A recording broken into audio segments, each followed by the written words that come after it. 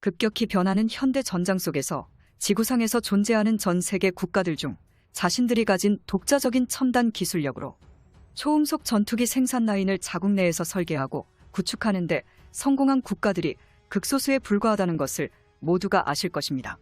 그 중에서도 KF-21 전투기의 초기 형태인 블록원과 전투 성능을 비교했을 때 KF-21 전투기보다 비교적 구형 기체로 알려진 4세대급 기체 라팔 전투기가 경쟁자로 꼽히는데요. 이처럼 엔진부터 항전 장비까지 직접 생산하는 데 성공한 프랑스를 포함해 미국산 F-35 전투기와 슈퍼호넷이 KF-21 전투기의 해외 수출 대상에서 가장 주요한 경쟁자로 언급되고 있습니다. 그런데 이미 해외 유명 군사무기 전문가들은 록히드 마틴의 F-35 전투기가 무장 능력 면에서 KF-21 전투기에 따라잡혔고, 아무리 프랑스산 라팔 전투기가 그리스에 수출되고 F4 업그레이드를 통해 최신형 전자장비를 갖춰봤자 오래된 연식으로 스텔스 전투기의 핵심인 스텔스 RCS 형상을 지니지 못했다는 치명적인 단점으로 인해 한국형 보람의 기체가 성능 업그레이드를 통한 잠재력 면에서 경쟁 기체들을 계단식으로 뛰어넘을 것이라는 평가가 지배적입니다.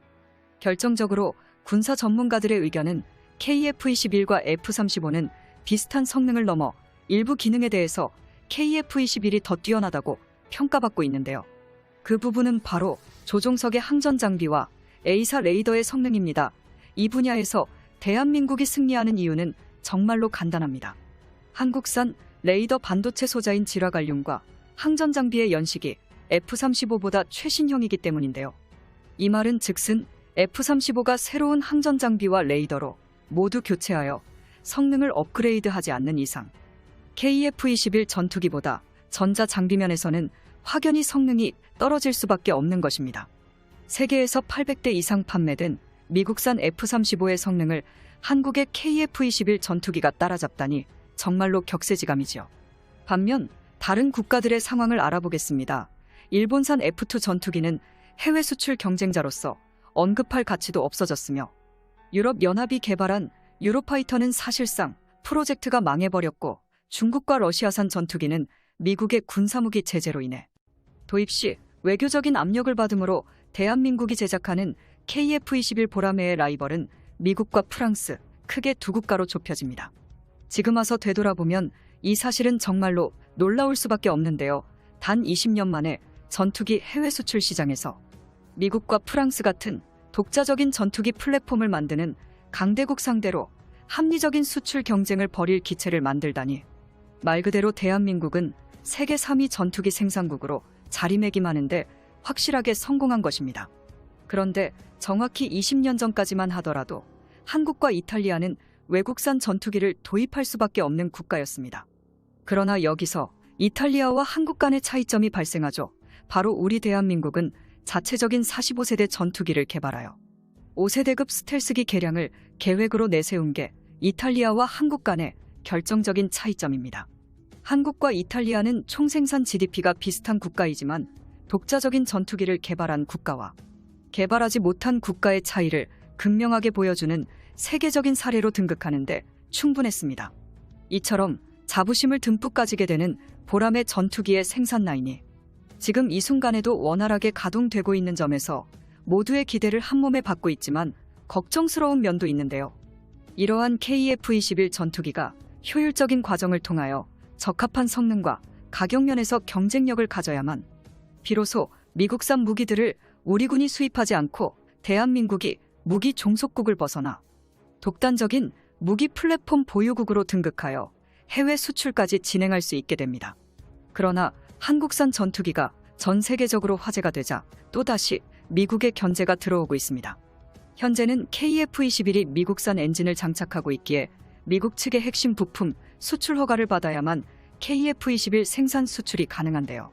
하지만 이에 대해 미국 지휘사에선 아직까지 이렇다 할 확실한 답변조차 없습니다.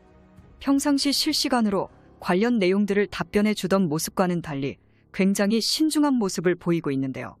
그도 그럴 것이 이것을 허용해 주게 된다면 사우디와 카타르 등 한번 구매하는데 100대 이상을 구매해버리는 전투기 수입 큰손 국가들이 한국산 전투기를 합법적으로 구매할 수 있게 되기 때문입니다.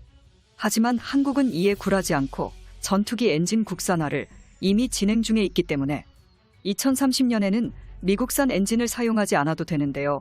KF-21 전투기에 탑재되는 2만 파운드급 터보팬 엔진과 스텔스 무인 전투기에 탑재될 8,000 파운드급 엔진을 100% 실시간 국산화 진행 중에 있습니다.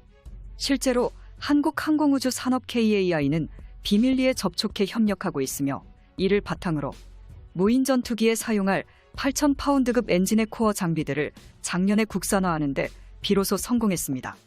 현재는 보라매가 미국산 엔진을 사용하고 있는 게 팩트지만 향후 국내산 엔진으로 교체할 경우 판매 가격은 훨씬 더 저렴해질 것으로 보고 있는데요. 앞으로 추가적으로 한국이 KF-21 성능 테스트들만 온전히 잘 마친다면 K방산이 전투기 시장에서 라팔과 F-35를 상대로 우위를 점할 수 있게 됩니다. KF-21 블록1과 블록2 개발은 해외 수출 말고도 수많은 이점들을 우리나라가 가지게 하는데 충분했습니다. 과거 미국산 전투기를 도입할 때 록히드 마틴의 갑질로 인하여 해외 수출 시장에서 수많은 혹평들을 받았는데요. 즉 이탈리아와 한국, 네덜란드, 싱가포르 등 F-35를 도입하는 국가들이 미국이 한국에게 바가지를 씌우더라도 록히드 마틴에게 아무 소리 하지 못했다는 것입니다. 미국산 전투기를 운용하면 최초 도입비는 30%에 불과했지만 유지 보수 비용이 10%를 차지했습니다. 최첨단 전투기는 한 번 구입하면 보통은 30년에서 40년을 실전 배치하는데 구입비보다 보수 비용이 더 많이 발생하게 되는 충격적인 상황이 연출되었는데요. 또한 미국은 기술 유출 방지를 명목으로 한국에서 자신들의 전투기를 뜯어보는 것을 방지하기 위해 봉인지를 붙여놓고 이를 훼손할 경우 한반도 내에서 수리를 거부하는 사태에 이르게 되었습니다. 여기에 더해 자신들이 성능 개량을 해주겠다는 목적으로 4천억 원에 달하는 비용을 한국에게 청구합니다. 또한 모든 성능 개량도 비공개로 진행되고 있는 만큼 한국은 대체 어떤 기능들이 추가되었는지 정확히 알 수 없었습니다. 즉 미국은 전투기 판매국들마다 자신들이 판매하는 금액과 서비스를 자기들 마음대로 설정하는 게 가능했죠. 또한 이 모든 것들이 록히드 마틴에게 판매 승인을 거쳐야만 가능한 부분입니다. 당시만 해도 F-35 전투기는 치명적인 사고와 고장 없이 전 세계에서 워낙 뛰어나다고 평가받고 있는 기체였기에 울며 겨자 먹기로 미국이 제안하는 것들에 대해 전투기를 구매하기 위해서는 받아들일 수밖에 없었는데요. 당시 유럽산 전투기 아니면 미국에게 의존할 수밖에 없었던 상황이기에 우리 한국은 어쩔 수 없이 손해를 보아도 해당 상황들을 받아들일 수밖에 없었습니다. 그런데 꼭 F-35 아니어도 그동안 미국에서 들여온 전투기들도 굉장히 비슷한 과정들을 겪어왔는데요. 이제는 절대 아닙니다. 가까운 미래 세계 지구촌에 자랑스러운 KF-21 보라매가 첫 번째로 수출되는 모습을 보고 싶군요.